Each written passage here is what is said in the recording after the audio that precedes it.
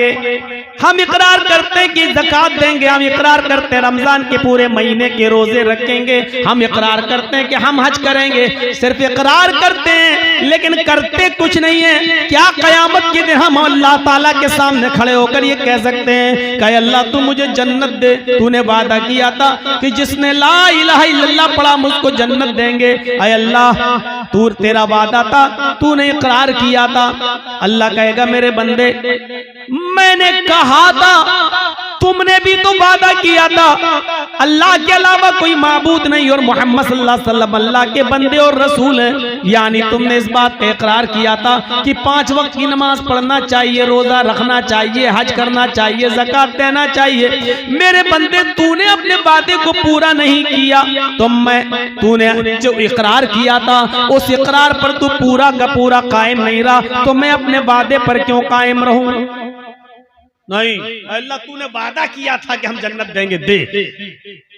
क्या आप कह सकते हैं जब एक मामूली मजदूर को आप सिर्फ वादे और इकरार पर मजदूरी नहीं दे सकते जब तक कि वो अमल न करे, जब तक कि वो आपके घर मजदूरी न करे, आपकी दीवार खड़ी न करे, जब आप बगैर मेहनत और काम के जब आप उसको मजदूरी नहीं दे सकते हैं, तो अल्लाह रब्बुल आलमीन सिर्फ इकरार और वादे के मुताबिक बगैर अमल के हमें और आपको जन्नत दे देगा। ये कैसे हम उम्मीदें लगाए बैठे हैं, कैसे हमें ये ऐसी उम्मीदों से हम वाबस्ता हो गए हैं। हमें सोचना चाहिए ईमान इकरार का नाम है और अमले स्वाले उसी इकरार के वादे का नाम है। इस इकरार के मुताबिक तुम वादे पर पूरा पूरा अमल करोगे तो फिर तुम्हें मजदूरी मिलेगी, वरना हमें मजदूरी नहीं मिलेगी। ईमान हमारी बुनियाद है। अब भाई उठना बैठना बंद कर दीजिए, जिसको जहां जगह मिले बैठ जाइए। ईमान हमारी बुनियाद है। और एक बात सुन लीजिए, बुनियाद जितनी मजबूत होती है इमारत उतनी ही मजबूत होती है। बुनियाद जितनी गहरी होती है इमारत भी उतनी मजबूत उस पर बनती है। हमारी बुनियाद मजबूत होनी चाहिए। और हमारी बुनियाद क्या है? ईमान। और अगर कोई शख्स अपनी बुनियाद को छोड़ देगा, बहुत जबरदस्त मिसाल देने जा रहा हूं, जो शख्स अपनी बुनियाद को छोड़ देगा, बुनियाद से रिश्ता खत्म कर लेगा, वो शख्स कभी तरक्की नहीं कर सकता है, कभी बुलंदी पर नहीं पहुंच सकता है। कभी आपने आम के पेड़ के अंदर आम को लटकता हुआ देखा है? आपकी बस्ती में आम के गाछ बहुत होंगे, आम के पेड़ बहुत होंगे। आपने देखा होगा कि आम के सीजन में उसमें आम लगे हुए हैं। कभी आपने ये भी देखा होगा कि अगर हवा चली और हवा थोड़ी सी सख्त चल गई, तेज चल गई, आम के गुच्छे आपस में टकराते हैं। एक आम तेज हवा की वजह से टूटता है और वो आम जब टूट कर गिरता है तो वो जमीन के ऊपर आ जाता है। आपने कभी गौर किया कि जब आम टूटता है तो वो कहां गिरता है? अगर मैं सवाल करूं तो आप इसका जवाब ये देंगे कि आम जब पेड़ से टूटता है तो वो जमीन के ऊपर गिरता है। मैं आपसे पूछना चाहता हूं, आम जब टूटता है तो जमीन के ऊपर क्यों गिरता है? वो आसमान की तरफ क्यों नहीं जाता है? या आसमान उसको अपनी ऊपर क्यों नहीं खींचता है? हवा उसको लेकर भी तोड़ सकती थी, लेकिन हवा ने उसको जमीन पर ही क्यों पटका है? हवा उसको लेकर आसमान की तरफ क्यों नहीं गई? आम का ये फल हमें चीख चीख कर ये मैसेज दे रहा है, ये पैगाम दे रहा है, आए दुनिया वालों, जब तक हम अपनी बुनियाद से जुड़े थे, दिन पे दिन मीठे हो रहे थे, दिन पे दिन बड़े हो रहे थे, दिन पे दिन तरक्की कर रहे थे, दिन पे दिन हमारे अंदर उस पर मिठास आती जा रही थी, हम दिन पर दिन परवान चढ़ते जा रहे थे। लेकिन जब हमने अपनी बुनियाद से रिश्ता खत्म किया, जब हमने अपनी बुनियाद से रिश्ता तोड़ा, तो हमारा मुकद्दर जमीन की जिल्लत बन गई, हमारा मुकद्दर आसमान की बुलंदी बुलंदी नहीं बनी, क्योंकि हमने अपनी बुनियाद से अपना रिश्ता तोड़ लिया है, हमने अपनी बुनियाद से अपना रिश्ता खत्म कर लिया है। जो चीज अपनी बुनियाद से अपना रिलेशन, अपना कॉन्टेक्ट, अपना कनेक्शन, अपना ताल्लुक खत्म करती है वो जलील होती है, बुलंदी पर नहीं जाती है। आम जब तक अपनी बुनियाद से चिपकाता, छोटा सा था, धीरे धीरे बड़ा होता जा रहा है। खट्टा था, धीरे धीरे उसमें मिठास आती जा रही है। हरा था, धीरे धीरे येलो कलर में बदलता जा रहा था। क्यों? क्योंकि वो अपनी बुनियाद से जुड़ा हुआ था। लेकिन जब उसने अपनी बुनियाद से अपना कनेक्शन खत्म किया, अपना रिश्ता तोड़ा, तो फिर वो जमीन के ऊपर आया, फिर वो जमीन के ऊपर गिरा और जमीन पर घूमने वाले छोटे छोटे बच्चे उस पर झपट पड़े और उसको चीर दिया, आम को फाड़ दिया, आम को, और उसको खा गए, लुकमा बना लिया। जो चीज अपनी बुनियाद से रिश्ता तोड़ती है वो ऐसे ही नोची जाती है और ऐसे ही खाई जाती है, लोगों का लुकमा बन जाती है। मुसलमानों, नौजवानों, तुम्हारी बुनियाद है ईमान। जब तक ईमान से अपना रिश्ता मजबूत रखोगे, तरक्की करोगे, बुलंदी पर जाओगे। और जब ईमान से अपना रिश्ता खत्म करोगे तो दुनिया तुम्हें अपना लुकमा बना लेगी, दुनिया तुम्हें अपने अंदर समो लेगी और तुम दुनिया की उंगलियों के इशारों पे चलोगे। तुम्हें डांस कराया जाएगा, तुम्हें नचाया जाएगा, तुम्हें फिराया जाएगा, तुम्हें अपने उंगलियों के इशारों पर चलाया जाएगा। इसलिए तुम्हें चलना पड़ेगा, क्योंकि तुमने अपनी बुनियाद से अपना रिश्ता खत्म कर लिया है, तुमने अपनी बुनियाद से अपना रिश्ता तोड़ लिया है। अगर चाहते हो तरक्की करें, अगर चाहते हो कि बुलंदी पर जाएं, अगर चाहते हो कि हुकूमत मिले, सरदारी मिले, तो तुम्हें ईमान के साथ अपना रिश्ता मजबूत करना होगा, अपनी बुनियाद के साथ अपना ताल्लुक जोड़ना होगा। मैं इस चीज को बहादुरी नहीं मानता हूं। चंद लड़कों के बीच में एक लड़की जाती है और चेहरा खोली हुई है, लेकिन बस ऊपर से पर्दा डाले हुए है और लोगों के बीच में जाकर अल्लाह अकबर का नारा लगा देती है। थोड़ी देर के लिए शाबाशी मिल जाएगी, थोड़े देर के लिए जज्बाती मुसलमान जज्बात में बह जाएंगे और उस लड़की की आवाज में आवाज मिलाकर फिर कलकत्ता में भी एहतिजाज होगा, कर्नाटक में भी एहतिजाज होगा, बंबई में भी एहतिजाज होगा। लेकिन हम इस एहतिजाज को सही नहीं मानते हैं। सही तो हम तब मानते जब एक लड़की हिजाब में गई और उसके हिजाब को उतरवाने की कोशिश की जा रही है, उसके हिजाब को उतरवाया जा रहा है, उसके इस हिजाब के उतरवाने की कैफियत को देखकर हम जितने भी मुसलमान हैं और जितने भी मुसलमान बहनें और माएं और बेटियां हैं, इनको इतना गुस्सा आ जाना चाहिए कि अब हमारे जिस्म से इन कमबख्तों ने हिजाब उतरवाने का प्लान बनाया है। आज से हम हिजाब जिद में पहनकर जाएंगे, हम अपने घरों से हिजाब की हिफाजत करेंगे। देखें कौन है जो हमसे हमारा हिजाब नोच सके और उठा सके। अगर उस लड़की के हिम्मत और बहादुरी और हौसले को सलाम कहना था तो इन तमाम औरतों को उस दिन के बाद से हिजाब पहनना शुरू कर देना चाहिए था। अगर ये सारी हिंदुस्तान की औरतें हिजाब पहनना शुरू कर दें, बुर्का ओढ़ना शुरू कर दें, चेहरा छिपाना शुरू कर दें, देख लीजिए डिबेट कितनी जल्दी बंद हो जाएगी और फिर कोई आदमी हिजाब पर फिर पाबंदी नहीं लगाएगा, क्योंकि वो जान जाएगा कि अब मुसलमान एक जख्मी शेर की तरह है। इसकी एक औरत से अगर हिजाब उतरवाया तो ये सारी की सारी औरतें हिजाब पहनने वाली बन जाती हैं। तो इसलिए इसको छेड़ो ही मत, ये होना ये चाहिए था। लेकिन हुआ ये कि हम एहतिजाज कर रहे हैं और चुनाव के बाद 10 मार्च के बाद यह एहतिजाज बंद हो जाएगा। क्यों? क्योंकि इसको चुनाव के लिए लाया जाता है और ये सब ये बार बार उठेगा और जब भी चुनाव आएगा इस तरीके के मुद्दे उठेंगे, क्योंकि इससे हिंदू और मुसलमान दोनों का ध्रुवीकरण किया जाता है। हम इस साजिश को नहीं समझ पाते हैं। हमारे अंदर ईमान कितना है ये हमें अंदाजा लगाना चाहिए। आपने एक पतंग को देखा होगा, पतंग उड़ती है, क्यों उड़ती है? हमने उस पतंग को उड़ाया, आगे बढ़ी, हमने ढील दी, वो और आगे बढ़ी, हमने और ढील दी, हल्का सा इशारा किया, फिर ढील दी, वो और आगे बढ़ी। हवा उसको बुलंदी पर ले जा रही है। वो पतंग बुलंदी पर क्यों पहुंची? कौन लेके गया? हवा। लेकिन थोड़ी देर के बाद आप देखते हैं दूसरी पतंग आती है और इस पतंग की डोर को काट देती है, इसके धागे को, मांझे को काट देती है। मैं कहता हूं हवा तो वही है जो अभी उस पतंग को ऊपर लेके जा रही थी, लेकिन जब उस पतंग की डोर कटती है तो फिर हवा उस पतंग को ऊपर लेकर क्यों नहीं जाती? अभी पतंग ऊपर लेकर जा रही थी, लेकिन अभी हवा उस पतंग को ऊपर लेके जा रही थी, लेकिन जब पतंग की डोर कटती है तो फिर वो हवा उस पतंग को ऊपर नहीं ले जाती है, बल्कि उसको जमीन पर आना पड़ता है।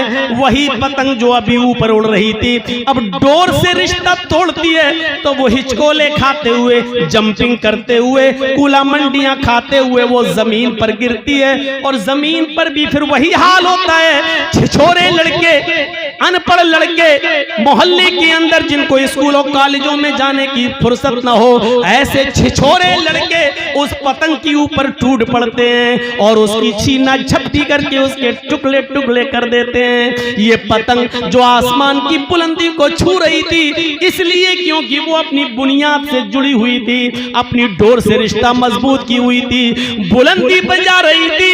लेकिन जब उसकी डोर को, उसके धागे को काट दिया गया, उसके बुनियाद को तोड़ दिया गया, तो फिर वो पतंग फिर एक बालिश भी ऊपर नहीं जा सकी। फिर वो कुला मंडियां खाते हुए, जंपिंग करते हुए जमीन के ऊपर आती है, जमीन पर आती है और गिरती है और जमीन पर बैठे हुए लड़के उस पतंग को फाड़ देते हैं, लूट लेते हैं। एक पतंग पर 20 लड़के गिर पड़ते हैं कि हमें मिल जाए, हमें मिल जाए, और छीना झपटी में उस पतंग के पर खच्चे उड़ जाते हैं। वो पतंग जमीन पर क्यों आई?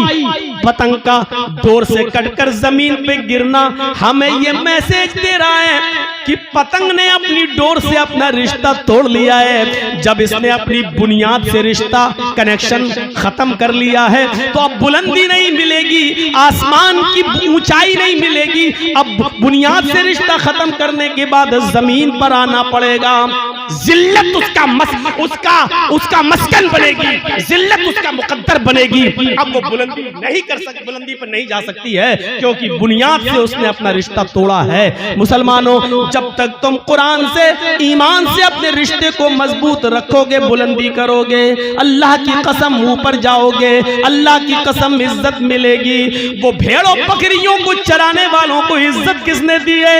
इसी कुरान ने दी है। वो उमर जो कभी कोई गुस्सा बर्दाश्त नहीं करते थे, वो उमर जो जनाबी मोहम्मद रसूलुल्लाह सल्लल्लाहु अलैहि वसल्लम की गर्दन भी उड़ाने के लिए निकले थे, उस उमर को 22 लाख मुरब्बा मील का हुक्मरान किसने बनाया? उस उमर को इतनी बड़ी जमीन की मिल्कियत किसने अता फरमाई है? इतना बड़ा बादशाह, इतना बड़ा हाकिम किसने बनाया है? 22 लाख मुरब्बा मील पर हुकूमत किसने की? हजरत उमर ने।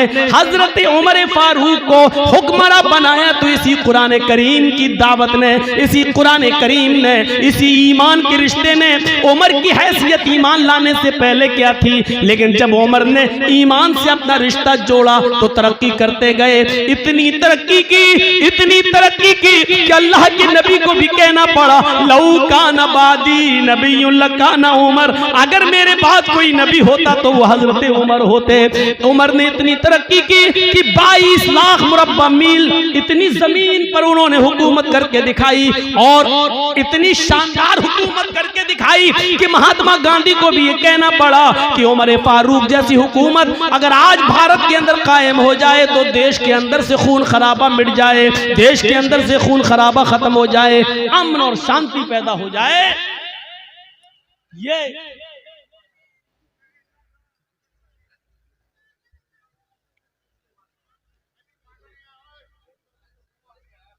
ये हमारे ईमान का हाल है। छोड़ दी, कोई बात नहीं, छोड़ दी। कोई लेडीज ही उनको कह दे जो लाइट मार रही है लाल वाली, कोई बच्ची होगी, छोटी होगी, हरकत कर रही होगी, छोड़ बैठी। আপনারা বসুন, একদম কেউ দাঁড়াবেন না। तो मेरी बात आपने अच्छी तरीके से समझ ली है। ईमान से जितना रिश्ता हमारा मजबूत होगा उतना हम आगे बढ़ेंगे, तरक्की करेंगे। इन मिसालों से अब हम समझ गए हैं कि हम जलील क्यों हैं, हम रुस्वा क्यों हैं, बदनाम क्यों हैं। इसका जवाब देने की जरूरत नहीं, क्योंकि आपके पास इसका जवाब है, आप जानते हैं इसका जवाब, और जवाब देने में कोई हर्ज नहीं। इसकी वजह यह है कि हमारी बुनियाद कमजोर है, हमने अपनी बुनियाद से अपना रिश्ता मजबूत नहीं किया। एक और मिसाल देता हूं।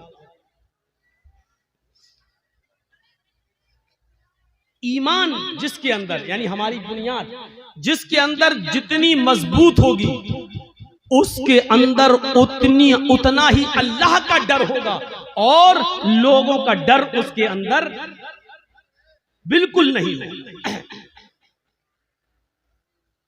जो जितना ज्यादा जिसके अंदर ईमान होगा, वो उतना ही ज्यादा अल्लाह से डरेगा और लोगों से उतना ही ज्यादा बेखौफ होगा। कभी आपने देखा है, एक मिसाल पर गौर कीजिए, अभी थाने से एक पुलिस वाला आपके बस्ती में आ जाए, उसको मुखबिरी मिले कि फला जगह शराब वराब पी जाती है, और वो आ जाए, उसके हाथ में ना लाठी हो, न डंडा हो, न पिस्टल हो, न बंदूक हो, लेकिन वर्दी में आया हो, और आप जानते हैं कि ये मेरे थाने का पुलिस है, तो आप ईमानदारी के साथ बताइए कि अकेला पुलिस वाला है, इसके बावजूद पूरा मोहल्ला, पूरा गांव उसके सामने ऐसे भीगी बिल्ली के तरह खड़ा रहेगा। साहब यहाँ सुना है कि शराब पी जाती? नहीं साहब, आपने गलत सुना है, समझ लो। अगर मुझे पता चला और कोई पकड़ा गया तो बहुत अच्छा नहीं होगा, कानूनी कार्रवाई की जाएगी। वो अकेला पुलिस वाला पूरे गांव पर, पूरे मोहल्ले पर धौंस और धमकी देता चला जाता है, जबकि उसके पास न पिस्टल है, न बंदूक है, न राइफल है, न लाठी है, न डंडा है, लेकिन अकेला है, चीखता चला जा रहा है, चिल्लाता चला जा रहा है, और हम उसके सामने खड़े। जी जी जी, नहीं साहब, कोई बात होगी तो आपको जरूर इन्फॉर्म कर देंगे। अरे साहब, हम तो कानून का साथ देते हैं। अरे साहब, आप हाँ हाँ साहब साहब कहते चले जाएंगे। मैं पूछना चाहता हूं कि उस अकेले पुलिस वाले से पूरा गांव क्यों डरता है? या यूं कह लो कि पूरे गांव उस एक पुलिस वाले के सामने भीगी बिल्ली क्यों बना रहता है? मैं इसको यूं भी कह सकता हूं कि वो एक पुलिस वाला पूरे गांव वालों के सामने अपने आप को सबसे ताकतवर क्यों समझता है? क्या पूरे गांव के लोग उसके ऊपर टूट पड़ेंगे तो क्या वो सबका मुकाबला कर लेगा? नहीं कर पाएगा। लेकिन इसके बावजूद वो सबसे ज्यादा ताकतवर समझता अपने आप को। क्यों? क्योंकि वो जानता है कि मैं अकेले नहीं आया हूं, मैं सरकारी ड्यूटी पर हूं और मेरे साथ सरकार की मदद है। और गांव वाले भी ये समझते हैं ये अकेला है जरूर, लेकिन ये अकेला नहीं है, आया है अकेला, लेकिन अगर एक थप्पड़ भी इसको मार दिया तो पूरा गांव मेरा छावनी में तब्दील हो जाएगा। क्योंकि अगर उसने एक फोन कर दिया तो मेरे पूरे गांव पर छापा मार दिया जाएगा, छावनी में तब्दील। ये अकेला आया है, लेकिन अकेला है नहीं, सरकार की ताकत है इसके पास, सरकार की ताकत है मौलवी चर्चिस के पास। पूरे गांव के लिए अकेला काफी है, पूरा गांव डरता है। इसी तरीके से एक मोमिन, हम आपको नहीं कह रहे हैं, हमें नहीं मालूम कि आप में कौन मोमिन है कौन नहीं है, हम मोमिन कह रहे हैं। ईमान की इतनी देर तक जो हमने बहस की है और बताया है, उस रोशनी में मोमिन, जो मोमिन होगा वो उसी तरीके से किसी से डरेगा नहीं, उसके साथ आप चाहे कुछ कर डालिए वो डरेगा नहीं, क्योंकि वो जानता है कि मैं अकेले नहीं हूं, ईमान की ताकत है मेरे साथ, अल्लाह है मेरे साथ। जिसके अंदर जितनी ईमान जितना होगा ईमान, वो उतना ही निडर होगा, लोगों से नहीं डरेगा, सिर्फ अल्लाह से डरेगा। क्योंकि एक पुलिस वाला अकेले जब नहीं डरता, ऐसे ही एक अकेला सच्चा मोमिन भी किसी से नहीं डरता, क्योंकि वो जानता है कि मेरे पास ईमान की ताकत है। और उसकी मिसाल दूं आपको। जंगे बद्र हो रही है,